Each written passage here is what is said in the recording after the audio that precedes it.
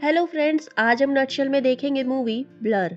Blur दो जुड़वा बहनों गौतमी और गायत्री की कहानी है, जो कि एक डीजेनरेटिव डिजीज से जूझ रही है। इस बीमारी की वजह से समय के साथ दोनों की आंखों की रोशनी चली जाती है। वहीं गौतमी की अचानक डेथ हो जाती है। अब गायत्री को अपनी बहन गौतमी की डेथ का पता लगाना है, वो भी तब जब उसकी खुद की आंखों की रोशनी भी जा रही है। ऐसे में क्या वो अपनी बहन की अनयूजुअल डेथ की मिस्ट्री को सुलझा पाएगी? चलिए जानते हैं। फिल्म की शुरुआत में गौतमी, जो कि पूरी तरीके से ब्लाइंड हो चुकी है, वो सुसाइड करने की कोशिश कर रही होती है। वो कुर्सी पर चढ़ती है, लेकिन कोई और भी उस कमरे में रहता है और कुर्सी पे मारकर गिरा देता है और गौतमी मर जाती है। वहीं उधर गायत्री को ऐसा आभास होता है कि उसकी जुड़वा बहन के साथ कुछ हुआ है, तो वो उसे कॉल करती है, पर फोन भी रिसीव नहीं हो रहा होता। तो वो जल्दी से अपने हस्बैंड नील के साथ उत्तराखंड के लिए निकल पड़ती है। हमें पता चलता है कि गायत्री एक एंथ्रोपोलॉजिस्ट है, जो कि कई कई महीनों तक अपने काम के चक्कर में दूर गांव में रहती है, जिसकी वजह से गायत्री और उसके हस्बैंड नील में थोड़ी दूरियां भी बढ़ गई है। वहीं गायत्री का भी इलाज चल रहा है, क्योंकि उसकी भी आंखों की रोशनी फ्यूचर में जा सकती है। गायत्री की जुड़वा बहन गौतमी एक म्यूजिशियन थी और अकेले ही उत्तराखंड में रहती थी। उसका इलाज भी यही चल रहा होता है और साथ ही उसे किसी आई डोनर की भी तलाश थी, और प्रोग्रेसिव विजन लॉस की वजह से पिछले 1 साल से वो अंधी हो चुकी थी। गायत्री को लगता है कि वो अपनी जिम्मेदारी निभाने में नाकामयाब हो गई है। दरअसल गायत्री गौतमी को साथ रहने के लिए कहती थी, पर वो ही अकेले रहना चाहती थी।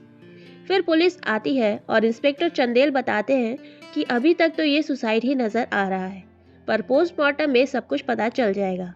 पर गायत्री कहती है कि उसकी बहन कभी भी सुसाइड नहीं कर सकती। वहीं ये सब चीज पड़ोस की खिड़की से एक लड़की, जिसका नाम ईरा है, वो देख रही होती है। उधर गायत्री को एहसास होता है कि घर में कोई है, और वो ये बात नील को समझाने की कोशिश करती है, पर वो यकीन नहीं करता। अगली सुबह इंस्पेक्टर चंदेल बताते हैं कि पोस्टमार्टम रिपोर्ट भी बिल्कुल नॉर्मल है, यानी कि गौतमी ने सुसाइड ही किया है। इंस्पेक्टर से गायत्री को पता चलता है कि गौतमी की ज्यादा किसी से बात नहीं होती थी, बस पड़ोस की मिसेस सोलंकी को छोड़कर। फिर गायत्री जाती है मिसेस सोलंकी से मिलने। रास्ते में उसे वो लड़की फिर से दिखाई देती है। मिसेस सोलंकी एक जमाने में डांसर थी। उनका एक बेटा भी है जो उन्हें छोड़कर जा चुका है। वहाँ मिसेस सोलंकी गायत्री को बताती है कि गौतमी पहले मुझसे बात करती थी, फिर उसने वेलनेस सेंटर में अपने उम्र के दोस्त बना लिए और मुझसे मिलना छोड़ दिया। फिर गायत्री जाती है वेलनेस सेंटर। वहाँ पर उसे पता चलता है कि गौतमी का कोई बॉयफ्रेंड भी था, जिसके साथ वो होटल लेक व्यू गई थी। वेलनेस सेंटर में भी उसका कोई पीछा कर रहा होता है। गायत्री उसे पकड़ने की कोशिश करती है, पर वो भाग जाता है। इसी चेज में उसको दिखना बंद हो जाता है और वो बेहोश हो जाती है। फिर गायत्री घर पर आकर घर पर होटल का बुकिंग पास खोजने लगती है और उसे वो पास मिल भी जाता है। फिर वो नील से कहती है कि मुझे लगता है कि गौतमी को उसके बॉयफ्रेंड नहीं मारा है और अब वो मेरे पीछे पड़ा है, पर वो फिर से उसकी बात नहीं मानता और उन सब में बहस होने लगती है।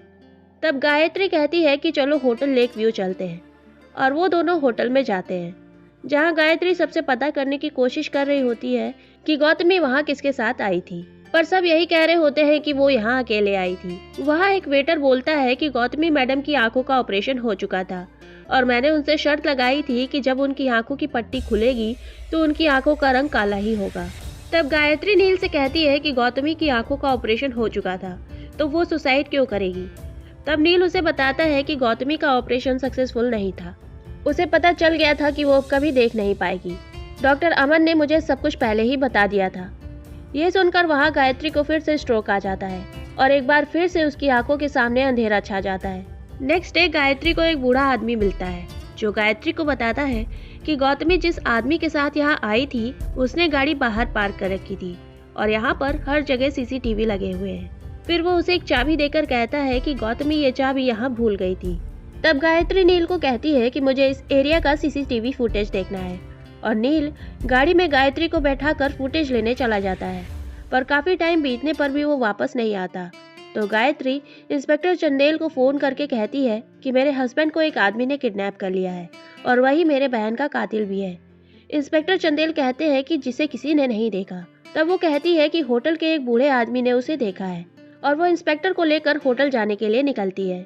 वहीं वो आदमी बाथटब में नहा रहा होता है, पर तभी बिजली का तार उस बाथटब में कोई गिरा देता है। जब गायत्री पुलिस को लेकर वहां पहुंचती है, तब तक उस आदमी की मौत हो चुकी होती है। ये सब देखकर फिर से उसे स्ट्रोक आता है और पुलिस उसे डॉक्टर अमन के पास ले जाते हैं। वहाँ डॉक्टर अमन कहते हैं कि तुम्हें जल्दी से जल्दी ऑपरेशन करा लेना चाहिए, क्योंकि तुम्हारी रोशनी कभी भी पूरी तरीके से जा सकती है। गायत्री कहती है कि इसका क्या फायदा, गौतमी की तरह ही मेरा भी ऑपरेशन सक्सेसफुल नहीं होगा। तब डॉक्टर अमन कहते हैं कि ये तुमसे किसने कह दिया, गौतमी का ऑपरेशन सक्सेसफुल था। ये सुनकर गायत्री वहाँ से निकल जाती है। तब रास्ते में इंस्पेक्टर चंदेल गायत्री को बताते हैं कि शायद आपके हस्बैंड घर आ गए हैं। घर की लाइट जल रही है और वो दोनों घर जाते हैं जहाँ नील की लाश टंगी रहती है, और वहाँ गायत्री की आंखों की रोशनी पूरी तरीके से चली जाती है और उसे हॉस्पिटल ले जाया जाता है। वहाँ इंस्पेक्टर चंदेल नील का कन्फेशन रिकॉर्डिंग ले आते हैं। दरअसल गायत्री अपने काम की वजह से नील के साथ वक्त नहीं बिता पाती थी। फिर नील गौतमी के पास उत्तराखंड आ गया और दोनों का अफेयर चलने लग गया। गौतमी जिस आदमी के साथ होटल गई थी वो नील ही था, और इस गिल्ट की वजह से नील ने सुसाइड कर लिया और पुलिस केस क्लोज कर देती है। हॉस्पिटल में गायत्री की आंखों का ऑपरेशन हो जाता है, जिसकी पट्टियां 15 दिन बाद खुलेंगी, और गायत्री डॉक्टर से कहती है कि मुझे अपने घर जाना है, आप मेरे साथ एक नर्स भेज दीजिए, और वो घर चली जाती है। घर पर जाकर गायत्री उस चाबी को जो उसे उस बूढ़े आदमी ने दी थी उसे हर दरवाजे में लगाकर चेक करती है, पर वो उसके घर में नहीं लगती। रात में गायत्री के घर उसका नर्स दीपक आता है। वो उसे दवाएं देता है और चला जाता है। रात में वो सो रही होती है, तभी कोई उसके घर में घुस जाता है। गायत्री इंस्पेक्टर चंदेल को फोन करती है, पर इंस्पेक्टर उसका फोन रख देते हैं। फिर वो दीपक को फोन करती है और दीपक उसे इंस्ट्रक्शन देता है कि कैसे घर से बाहर जाना है, और वो कहता है कि मैं 5 मिनट में वहाँ आ जाऊँगा। वो हमलावर घर में से वो चाबी चुराकर भाग जाता है। वहीं उधर दीपक भी आ जाता है। फिर दीपक गायत्री को ट्रेन करना शुरू कर देता है कि बिना देखे हम कैसे अपना काम और अपनी सेफ्टी कर सकते हैं, और धीरे धीरे दोनों की नज़दीकियाँ बढ़ने लगती हैं। और देखते ही देखते 12 दिन बीत जाते हैं और 3 दिन में उसकी पट्टियाँ खुलने को होती हैं। गायत्री दीपक से कहती है कि वो पट्टियाँ खुलने पर उसे देखना चाहती है। तब दीपक कहता है कि देखने के बाद मुझसे नफरत मत करिएगा। तब गायत्री उसे किस करती है और दीपक गुस्से में वहाँ से चला जाता है। रात में गायत्री के घर में फिर से कोई घुस जाता है और वो भागकर अपने पड़ोसी के यहाँ जाती है, जहाँ उसे उस चाबी की आवाज़ सुनाई देती है और वो उस चाबी को पहचान लेती है और फिर वहाँ से भागती है। रास्ते में उसे दीपक मिलता है और वो गायत्री को अपने घर ले आता है। दीपक के घर वहाँ चोरी से ईरा आती है। वो गायत्री को बताती है कि आपकी बहन को आपके नर्स दीपक ने ही मारा है, वो आपको भी मार देगा। वो आपको दवा दे रहा है ताकि आपको बुरे सपने आए। गौतमी मेरी दोस्त थी, एक गौतमी ही थी जो मुझसे अच्छे से बात करती थी, इसलिए मैं यहाँ आपको सब कुछ बताने आई हूँ। पर गायत्री उसे वहाँ से जाने को कहती है। तब ईरा उसे वो चाबी देकर कहती है कि ये मेरे घर की चाबी नहीं है, शायद यहाँ लग जाए, और वो वहाँ से चली जाती है। फिर गायत्री दीपक के घर के दरवाजों में वो चाबी लगाकर ट्राई करती है और एक दरवाज़ा खुल भी जाता है। उसमें जाकर वो अपनी आंखों की पट्टी खोलती है और देखती है उसमें उसकी और गौतमी की ढेर सारी फोटोज हैं, और वो वहाँ से भागती है पर फिसल कर गिर जाती है। तब वो देखती है कि वहाँ ईरा की डेड बॉडी पड़ी है। तभी वहाँ दीपक आ जाता है और वो उससे पूछता है कि आपने पट्टी क्यों उतार दी। तब गायत्री कहती है क्योंकि मैं तुम्हारी शक्लें देखना चाहती थी, पर मुझे कुछ दिख नहीं रहा, ऑपरेशन सक्सेसफुल नहीं हुआ। पर दीपक को पता चल जाता है कि वो झूठ बोल रही है और वो उसकी आंख में एक इंजेक्शन लगा देता है, जिसकी वजह से उसकी आंखों की रोशनी फिर से चली जाएगी। गायत्री किसी तरीके से वहां से निकलकर मिसेस सोलंकी के यहाँ जाती है और उसे कहती है कि पुलिस को फोन करो, पर वो गायत्री को ही मारकर बेहोश कर देती है। दरअसल दीपक मिसेस सोलंकी का ही बेटा रहता है। जिस नर्स को डॉक्टर रमन ने गायत्री के लिए भेजा था उसे मारकर वो उसकी जगह वहाँ रह रहा होता है। दीपक मेंटली इल रहता है। दीपक को लगता है कि दुनिया की नज़रों में वो इनविजिबल है, इसलिए वो ऐसे लोगों के साथ रहता है जो कि देख नहीं सकते। वहीं मिसेस सोलंकी दीपक को खूब खरी खोटी सुना रही होती है और गुस्से में दीपक अपनी माँ को ही मार देता है। जब गायत्री को होश आता है तो फिर से उसकी आंखों के सामने अंधेरा छा जाता है। तब दीपक उससे कहता है कि अब सब कुछ ठीक हो जाएगा, हम लोग कहीं दूर जाकर बस जाएंगे। पर गायत्री इस बात के लिए राजी नहीं होती और वो सुसाइड करने की कोशिश करती है, और गायत्री को ये करते देख दीपक को गुस्सा आ जाता है और वो गौतमी की ही तरह उसकी कुर्सी पर भी मारने लगता है।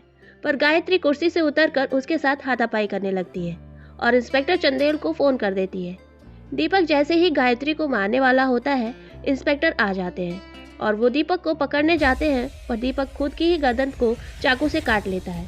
एंड सीन में गायत्री का फिर से ऑपरेशन हो रहा होता है क्योंकि नील ने सुसाइड से पहले अपनी आंखों को डोनेट कर दिया था और मूवी यहीं खत्म हो जाती है। तो आज के इस वीडियो में इतना ही। अगर वीडियो पसंद आया हो तो वीडियो को लाइक शेयर करें और चैनल को सब्सक्राइब करें। मिलते हैं अगले वीडियो में, तब तक के लिए बाय।